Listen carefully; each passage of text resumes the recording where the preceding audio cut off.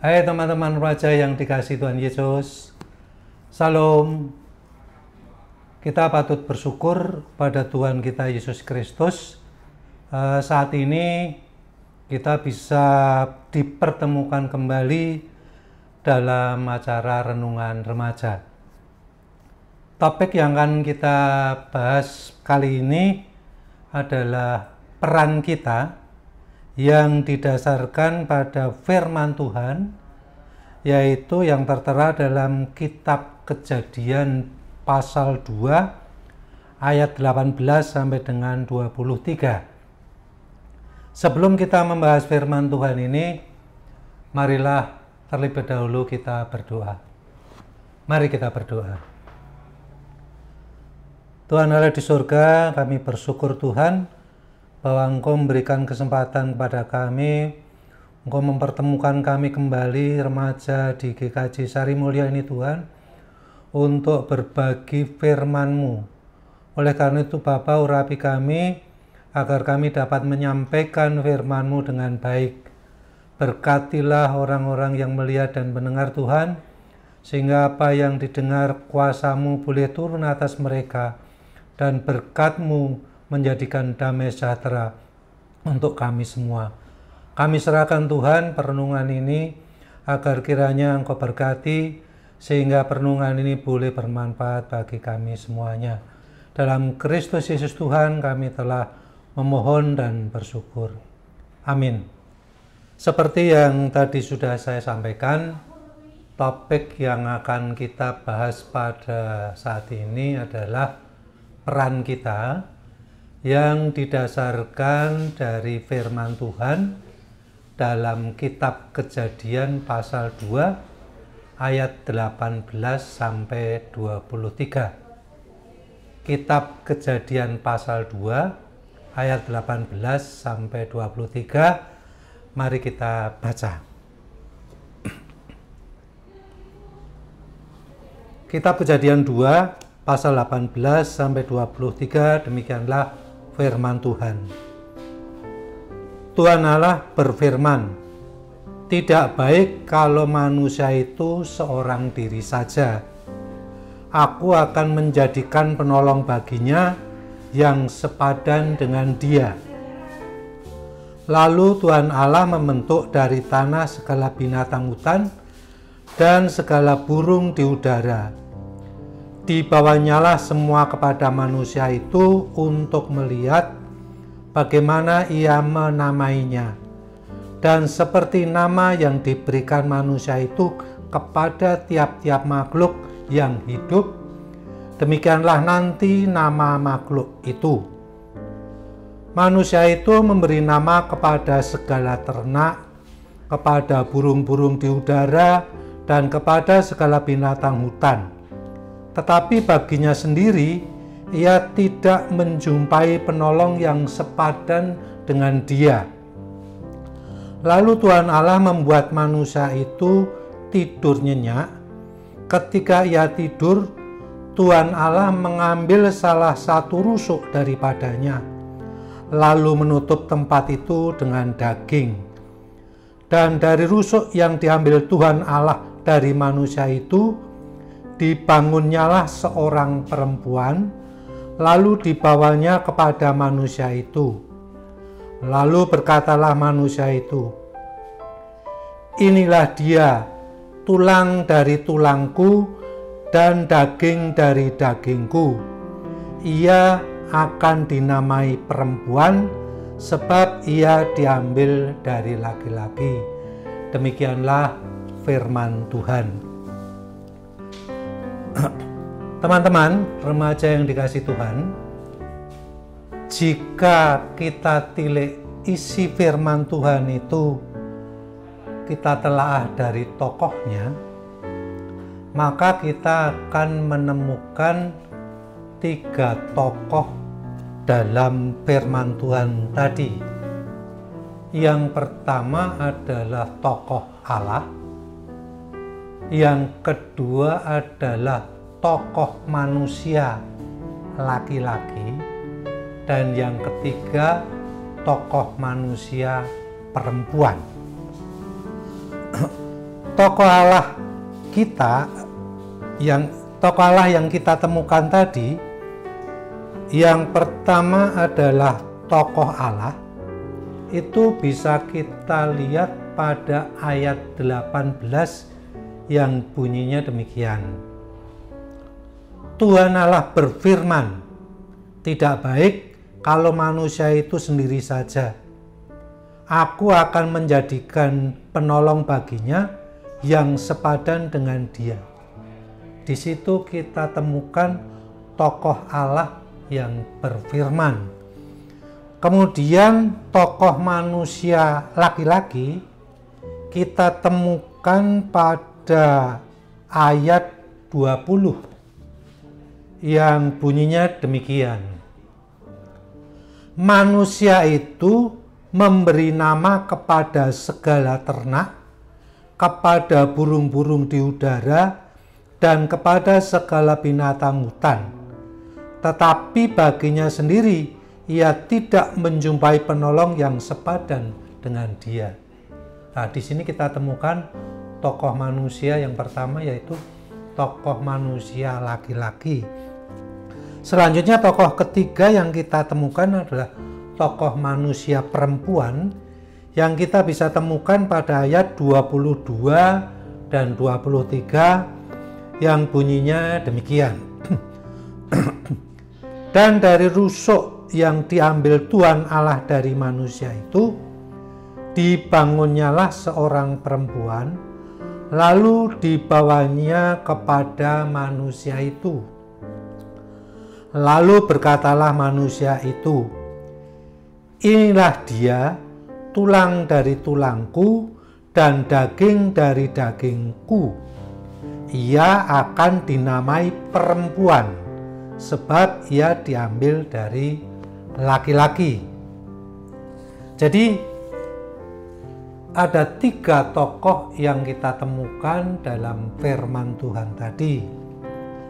Selanjutnya, setelah kita temukan 3 tokoh tadi, marilah kita telusuri peran masing-masing dalam tokoh yang ada di dalam firman Tuhan tadi. Tokoh yang pertama adalah tokoh Allah yang berperan sebagai pencipta.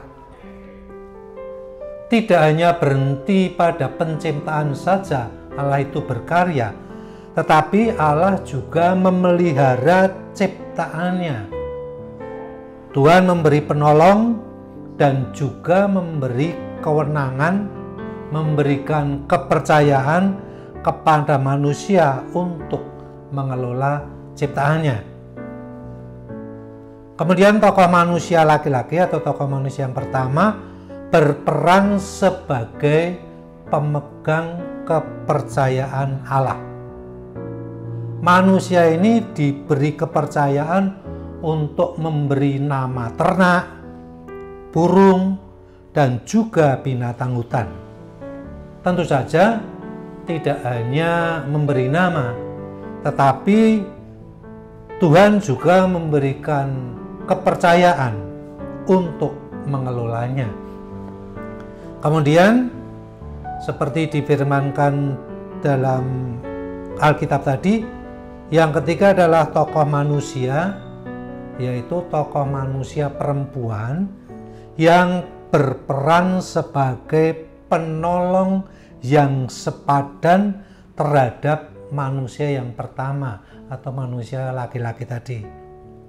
Allah memahami bahwa tokoh manusia laki-laki tadi membutuhkan seorang penolong yang sepadan, karena Allah memandang bahwa manusia laki-laki ini kurang mampu atau bahkan tidak mampu jika tidak ada penolong di dalam mengelola ciptaannya. Dengan demikian bisa dikatakan dengan kata lain bahwa ketiga tokoh tersebut, yaitu Allah, manusia laki-laki, dan manusia perempuan, menjalankan peran masing-masing. Lalu bagaimana dengan kita? Apa peran kita sebagai remaja. Sebagai remaja, kiranya perlu paham akan diri remaja atau diri kita, bahwa kita remaja berada dalam beberapa dimensi kehidupan. Remaja merupakan bagian dari pribadi yang sedang bertumbuh. Kemudian, remaja juga merupakan bagian dari kehidupan di dalam keluarga. Remaja juga merupakan bagian dari kehidupan di sekolah atau di tempat pendidikan. Berikutnya, remaja juga merupakan bagian di tengah-tengah kehidupan masyarakat. Dan tidak ketinggalan pula bahwa remaja merupakan bagian dari kehidupan bergereja sebagai orang-orang yang beriman. Dengan demikian, sebagai remaja dapat mengambil peran dalam setiap kehidupan yang sedang dijalani.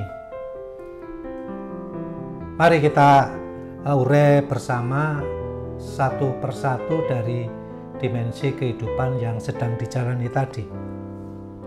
Remaja sebagai pribadi yang sedang bertumbuh, baik jasmani, rohani, dan juga imannya, tentu dapat mengambil peran untuk mengembangkan diri sebaik-baiknya.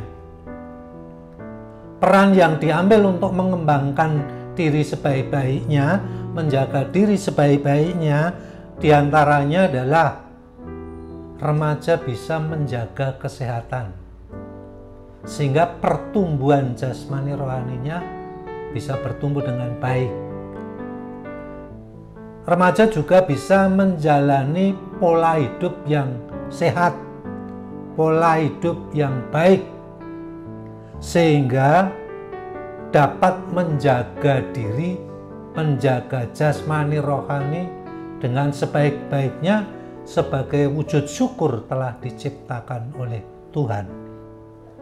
Selanjutnya, remaja juga bisa mengembangkan cara berpikirnya dengan berpikir positif. Remaja mengembangkan potensi diri baik secara akademis maupun spiritualitasnya. Itu remaja dalam kehidupan sebagai pribadi. Selanjutnya, remaja merupakan bagian dalam kehidupan keluarga. Di sini, remaja dapat mengambil peran di dalam menciptakan suasana yang nyaman di dalam keluarga. Remaja yang sedang dalam pencarian jati diri sering gelisah. Oleh karena itu, kegelisahan ini perlu dipecahkan bersama di tengah-tengah keluarga, sehingga remaja bisa mengambil peran untuk berdiskusi dengan orang tua, berdiskusi dengan saudara, kemudian bagaimana agar tetap menjaga rasa hormat kepada orang tua, kemudian bisa menghargai saudara. Juga yang tidak kalah pentingnya, remaja mengambil peran di dalam mendukung upaya keluarga untuk mencapai tujuan yang disepakati bersama di dalam keluarga tersebut. Itu peran yang bisa dijalankan remaja di dalam kehidupan keluarga. Selanjutnya, remaja sebagai bagian kehidupan di sekolah atau di tempat pendidikan, tentu peran ini dapat dilakukan di sekolah selaras dengan statusnya sebagai pelajar. peran yang diambil di sekolah atau di tempat pendidikan, misalnya bisa menjadi teman yang baik, bisa memberikan teman-temannya motivasi untuk belajar, motivasi untuk berkreasi, kemudian mengajak teman-teman untuk berdiskusi, dan bisa juga mengajak teman-teman untuk mencari pengalaman yang positif yang berguna untuk kehidupan di masa depan. Demikian juga bisa juga menjadi teman untuk menghibur kepada teman-temannya yang sedang mempunyai masalah, baik itu sedih atau hal-hal yang mereka gumuli. Itu bagian kehidupan remaja di sekolah. Berikutnya adalah remaja merupakan bagian dalam kehidupan bermasyarakat. Banyak peran yang bisa diambil di tengah-tengah kehidupan masyarakat. Sebagaimana lazimnya, di dalam masyarakat banyak kegiatan yang dilakukan, seperti organisasi kepemudaan, kegiatan-kegiatan perayaan hari besar, kerja bakti, lomba, dan masih banyak lagi. Di sinilah remaja dapat mengambil peran untuk ikut serta bermasyarakat dengan mengambil bagian di dalamnya. Bisa berorganisasi, bisa ikut menjadi panitia hari besar, bisa ikut melakukan aktivitas-aktivitas yang dilakukan oleh masyarakat, sehingga remaja sebagai bagian kehidupan di dalam masyarakat itu mempunyai arti dan tidak hanya sebagai penonton, bahkan merasa tidak ada di dalam masyarakat tersebut atau mengambil jarak dan berada di luar. Berikutnya, yang ini tidak kalah pentingnya, bahwa remaja merupakan bagian dari kehidupan bergereja. Jadi remaja sesungguhnya merupakan bagian dari kehidupan bergereja. Memang banyak orang mengatakan remaja atau pemuda itu adalah generasi mendatang atau gereja yang akan datang. Tapi sesungguhnya remaja itu sudah merupakan bagian dari kehidupan bergereja saat ini. Oleh karena itu, remaja perlu tahu, terlebih lagi sebagai warga GKJ, Gereja Kristen Jawa, remaja tentunya paham bahwa GKJ mempunyai dua peran di dalam menjalankan pelayanan, yaitu pemeliharaan dan kesaksian. Jadi GKJ mempunyai peran untuk memelihara jemaat dan memberikan kesaksian kepada orang banyak.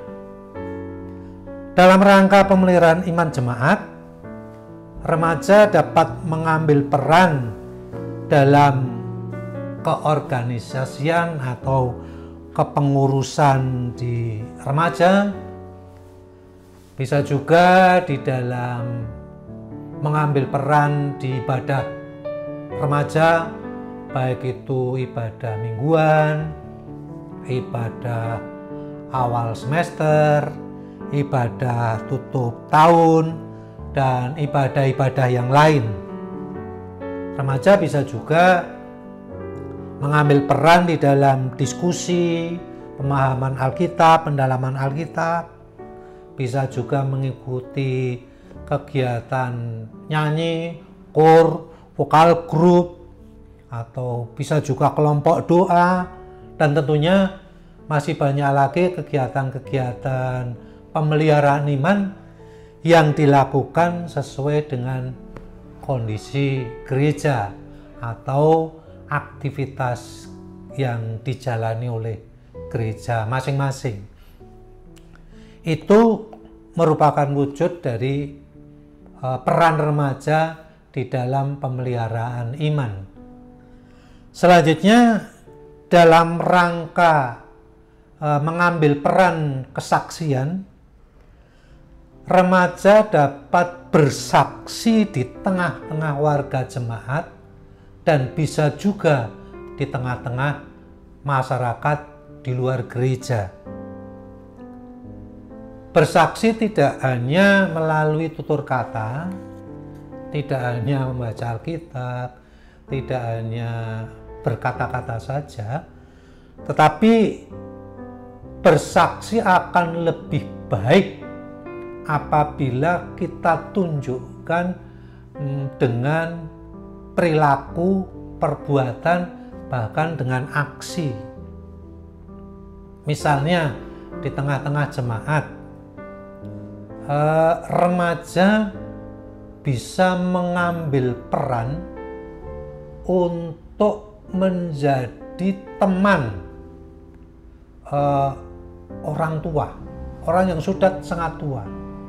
Ada kecenderungan orang yang tua itu merasa kesepian, dan lebih-lebih remaja itu ada kecenderungan sungkan untuk berdialog dengan orang tua. Maksud saya orang adiuswa atau orang yang sudah sepuh gitu. Nah, di sini remaja bisa menjadi teman, setidaknya remaja bisa menjadi pendengar yang baik. Orang yang sudah sepuh itu biasanya senang banget kalau didekati atau ditemani remaja. Orang sepuh tadi akan merasa bersemangat. Mengapa demikian? Akan tergugah untuk mengenang masa remajanya, sehingga dia akan menceritakan hal-hal yang dirasa hebat pada masanya. Dan ini akan membuat orang yang sepuh tadi akan merasa bersemangat. Nah, disinilah peran remaja kiranya bisa diambil, dan remaja bisa menjadi pendengar yang baik. Remaja bisa belajar menjadi orang yang sabar mendengar, walaupun ini bukan hal yang mudah, karena orang tua atau orang yang sepuh itu akan selalu bilang "Dek aku bien" atau "dulu". Nah, ini kadang-kadang remaja menjadi tidak nyaman dengan kata-kata itu. Tetapi inilah yang diperlukan oleh orang tua tadi supaya bersemangat, sehingga dapat membuat orang tua itu berbahagia dan tidak merasa kesepian. Demikian juga remaja dapat mengambil peran untuk berbagi. Remaja bisa secara berkelompok menghimpun dana, kemudian bisa berbagi makanan kepada orang-orang yang kelaparan. Jadi orang-orang yang susah, orang-orang yang kelaparan itu saya pikir tidak cukup dengan kita doakan, tetapi perlu aksi yang nyata sehingga bisa langsung dinikmati oleh mereka, sekalipun itu hal-hal yang sederhana, misalnya dengan nasi bungkus atau apa. Kemudian di dalam penggalangan dana Saya pikir remaja punya kreativitas yang tinggi untuk itu. Jadi tidak hal yang tidak mungkin jika remaja itu tidak bisa mengambil peran untuk berbagi. Remaja yang dikasihi Tuhan Yesus, kita tahu bahwa sekarang saudara-saudara kita banyak yang menderita oleh karena bencana banjir. Baru-baru ini ada gempa di Cianjur, di Garut. Kemudian yang terakhir erupsi Gunung Semeru. Jika kita melihat mereka, betapa mereka itu sesungguhnya memerlukan bantuan. Nah, disinilah remaja bisa mengambil peran. Remaja bisa mengambil bagian untuk berbagi. Saya pikir banyak hal yang bisa dilakukan untuk membantu mereka. Di samping berdoa, tentu dengan sekecil apapun kita bisa berbuat, kita bisa membantu mereka untuk meringankan beban mereka. Jadi teman-teman yang dikasihi Tuhan, remaja yang berbahagia, itulah yang dapat saya uraikan berkaitan dengan peran kita sebagai remaja, baik sebagai pribadi, sebagai anggota keluarga, anggota masyarakat, anggota di sekolah, dan juga sebagai warga gereja. Sebagai bagian akhir untuk kesimpulannya dari uraian tersebut, dapat kita simpulkan bahwa firman Tuhan dalam kitab Kejadian pasal 2 ayat 18 sampai 23 mengajak kita untuk mengambil peran kita masing-masing di dalam rangka ikut mewujudkan kehidupan yang baik. Baik itu kehidupan pribadi, kehidupan di tengah-tengah keluarga, kehidupan di tengah-tengah masyarakat, bahkan juga kehidupan di dalam bergereja. Semoga apa yang saya sampaikan bermanfaat, dan sebagai remaja tidak perlu ragu-ragu atau canggung. Marilah kita ambil peran kita sekecil apapun, setidaknya kita sudah berbuat sesuatu. Terima kasih. Salam.